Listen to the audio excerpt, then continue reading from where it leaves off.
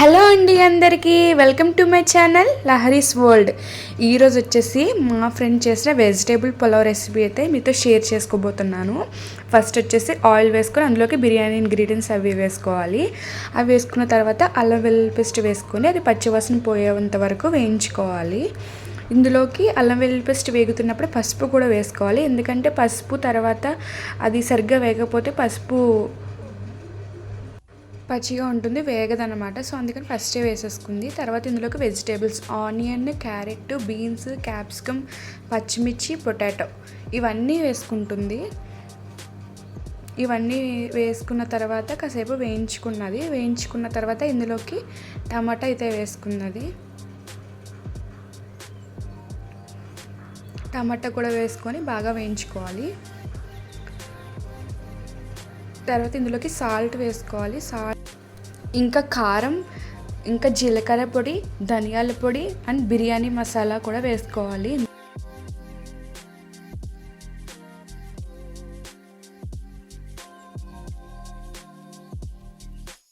ఇవన్నీ వేసుకున్న తర్వాత కొంచెం మంచిగా కలుపుకోవాలి. ఇవన్నీ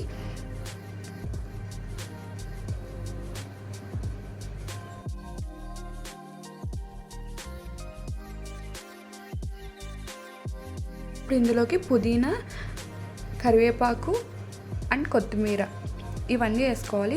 ఇవి వేసుకున్న తర్వాత కొంచెం కలుపుకోవాలి.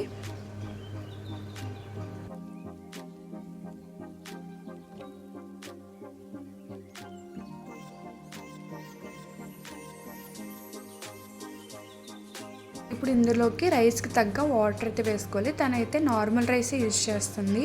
సో 3 గ్లాసెస్ రైస్ అయితే తీసుకున్నది. దానికి 6 గ్లాసెస్ వాటర్ అయితే పోసుకున్నది అనమాట. సో నార్మల్ రైసే కాబట్టి 1:2 రేషియో కాబట్టి సో అదే రేషియోతో వేసుకున్నది తను. ఫస్ట్ వాటర్ పోసుకున్న తర్వాత కొంచెం సేపు మరగనిచ్చిన తర్వాత వాటర్ని ఇందులోకి కడిగి నానబెట్టుకున్న రైస్ని అయితే వేసేసుకున్నది.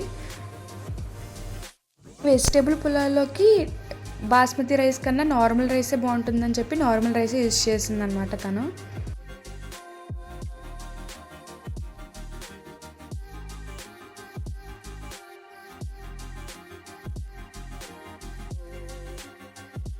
ఇప్పుడు మూత పెట్టేసి కాసేపు ఉడకనివ్వాలి. కాసేపు ఆగిన తర్వాత తనైతే మూత తీసి చూసింది. కాసేపు తడి ఏమన్నా ఉన్నదేమో అని చెప్పి, తడి లేకపోతే స్టవ్ ఆఫ్ చేసుకొని సర్వ్ చేసుకోవడమే.